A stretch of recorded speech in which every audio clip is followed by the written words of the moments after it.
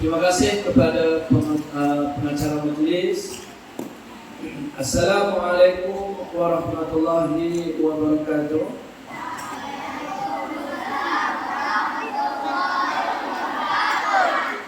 Alhamdulillah, hari ini awak berkesempatan mendengar satu cerita yang melalui pembacaan saya dalam sebuah buku yang bertajuk Bilal bin Rabah.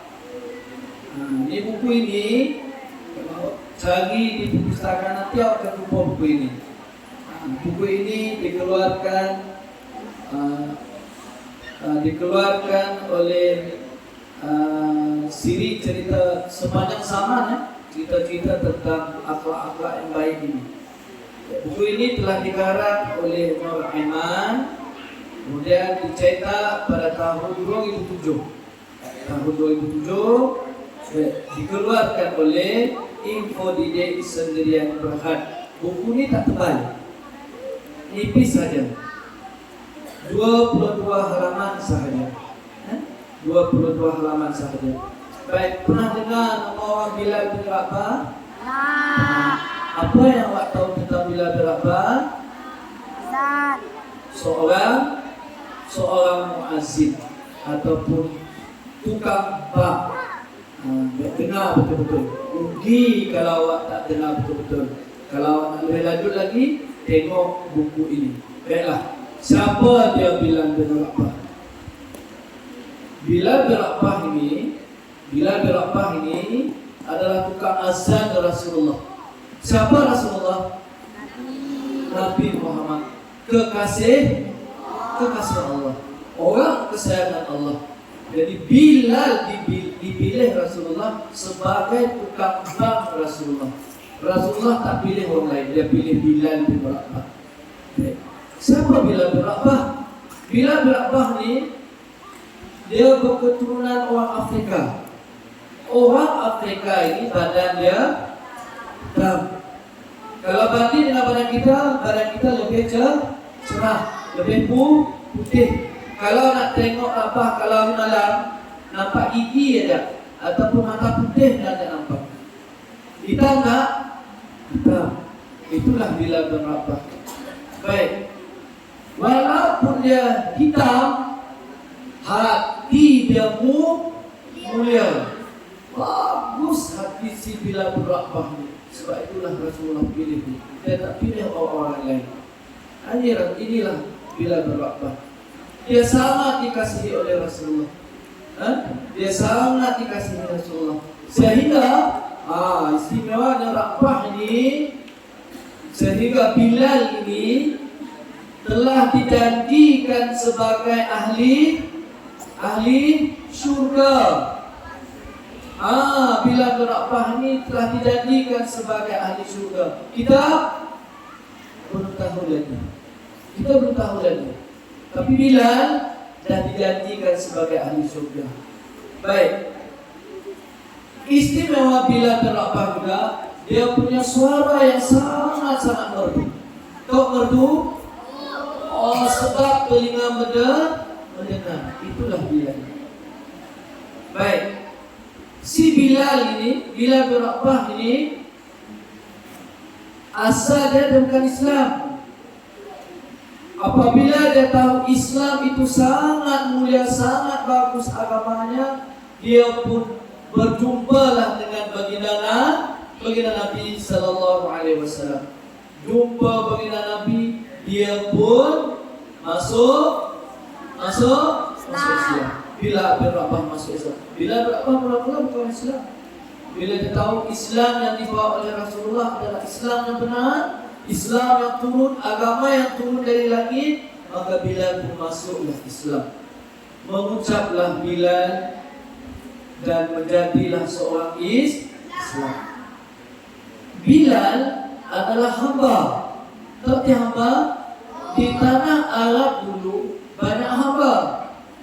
Bilal telah dibeli oleh seorang musyrik, orang kafir laknat. Dibeli oleh Umayyah bin Khalaf. Umayyah bin Khalaf ini orang benci dengan Islam, benci dengan agama yang dibawa oleh Nabi. Itulah Umayyah bin Khalaf. Jadi dipendekkan cerita dia, sebab dia rasa Bilal macam ada sesuatu yang tak digemar oleh dia. Tengok. Baik. Dia intailah apa yang dibuat oleh Bilal bin Rabah.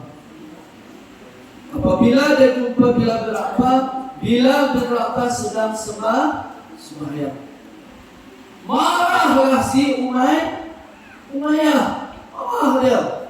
Marah sangat dia.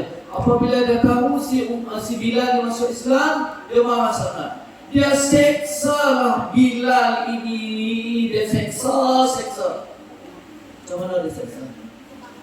Cuma dia tak bunuh, dia seksa. Di tengah-tengah padang pasir yang luas itu, padang pasir panas, bukan sejuk, panas. Dia timpa dada Bilal ni dengan batu yang Ya Rabbi, seksanya Bilal. Dia seksa Bilal. Dia tak suruh mati, dia seksa dia. Tujuan dia seksa tu supaya Bilal ini mati. Dia tak suruh Bilal itu mati cepat. Dia seksa benar-benar. Hempak batu di atas dada dia.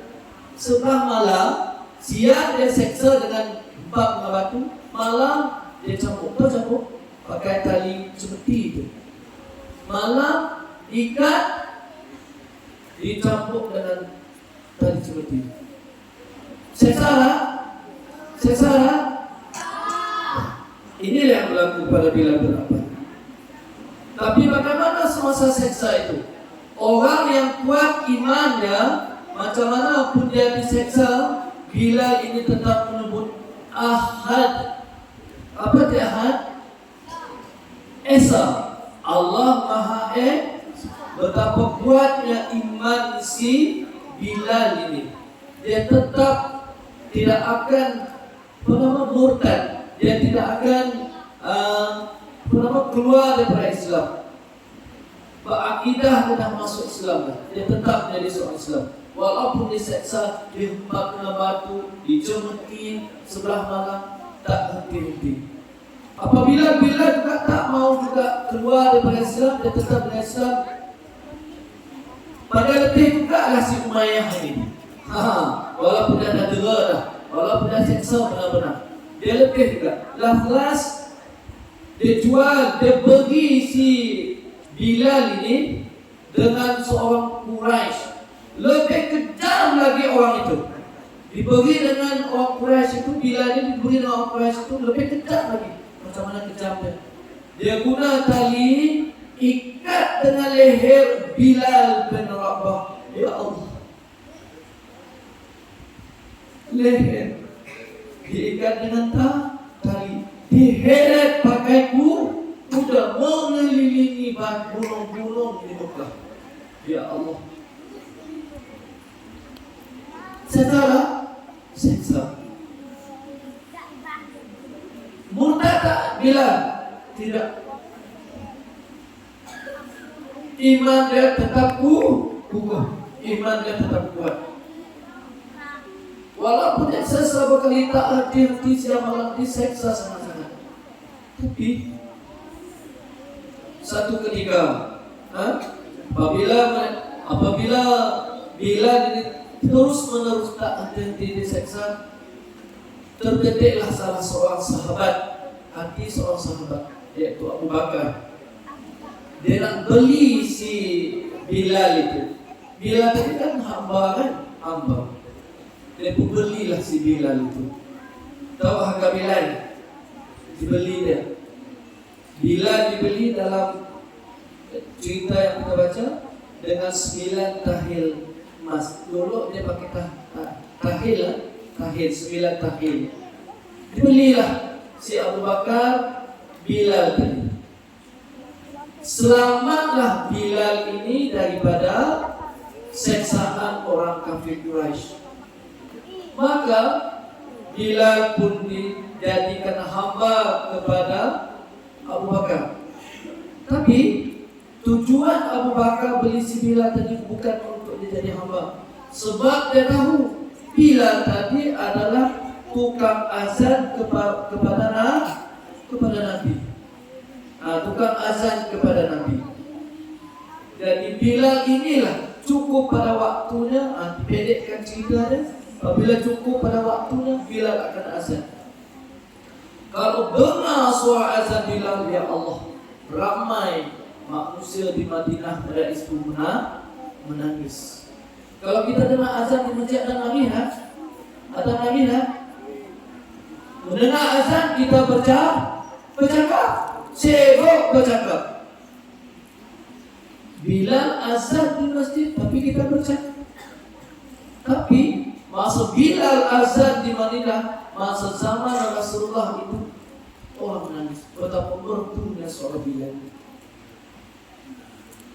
Sebab inilah kuatnya iman salah seorang daripada sahabat Nabi, yaitu Bilal bin Rabah. Baiklah. Jadi sebagai tukang muazzin ini cukup waktu Bilal azan, cukup waktu Bilal bin Rabah pun azan. Baik, seterusnya dalam cerita Bilal bin Rabah ini, apabila telah dibeli oleh Abu Bakar tadi, hiduplah Bilal sebagai orang yang telah merdeka. Dulu ada dua dalam buku ini, satu hamba apabila telah merdeka dia akan menjadi hamba yang telah merdeka. Itulah dulu. Baiklah. Sedikit lagi cerita dia.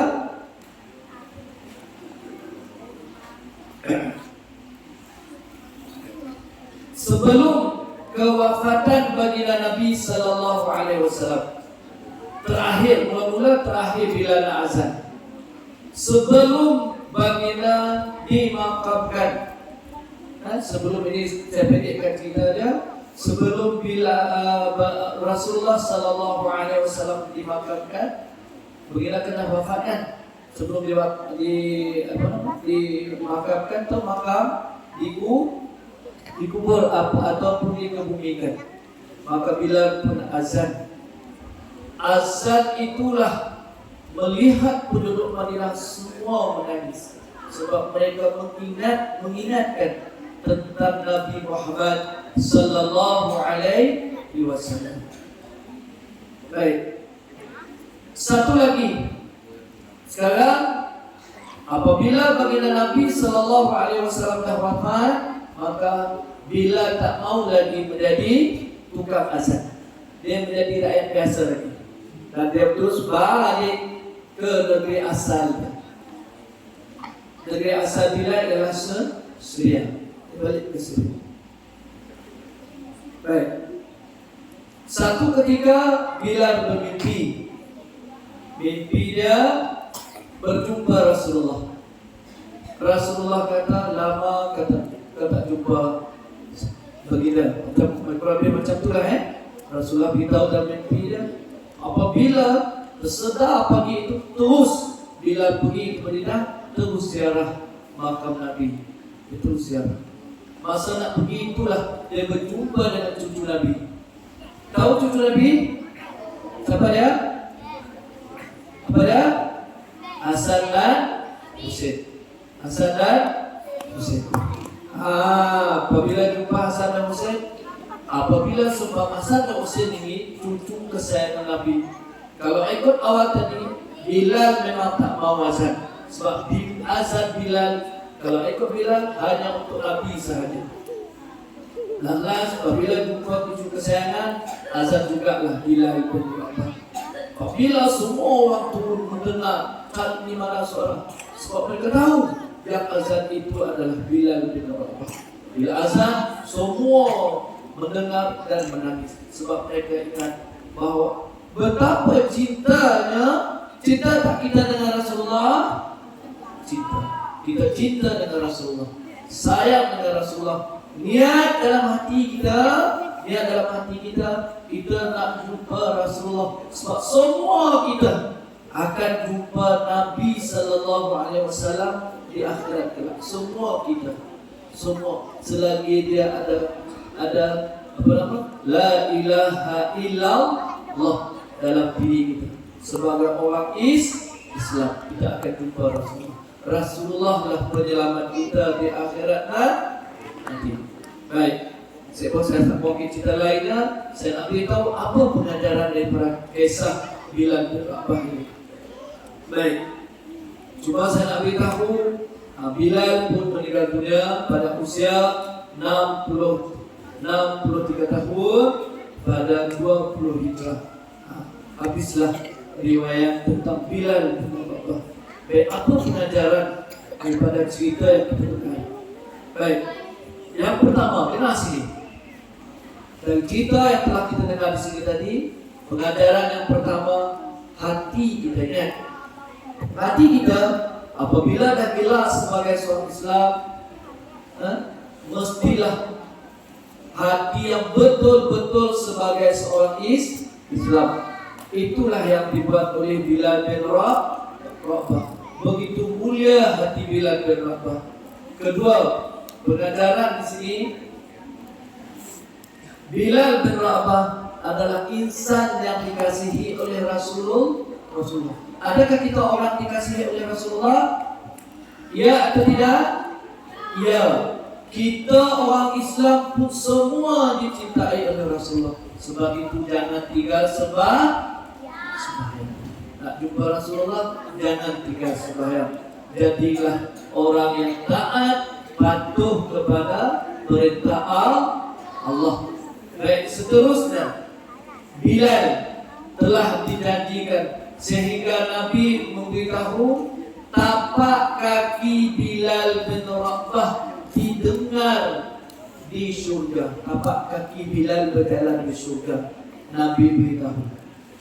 Hebatnya Bilal bin Rabah. Baik, seterusnya pengajaran yang pernah kita dengar, kita hendaklah sabar, tabah. Apa juga dugaan kita, sabarlah. Baik.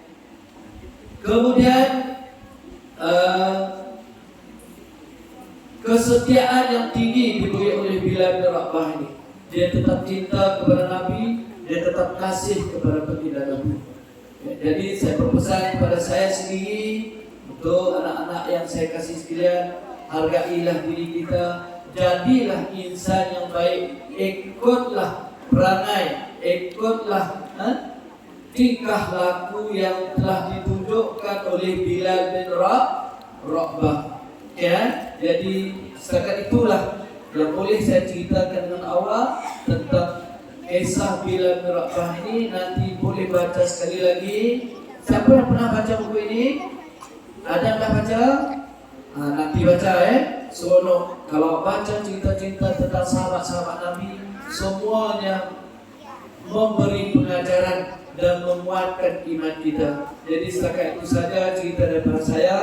Sekian, wabillahi taufiq wal hidayah. Assalamualaikum warahmatullahi wabarakatuh.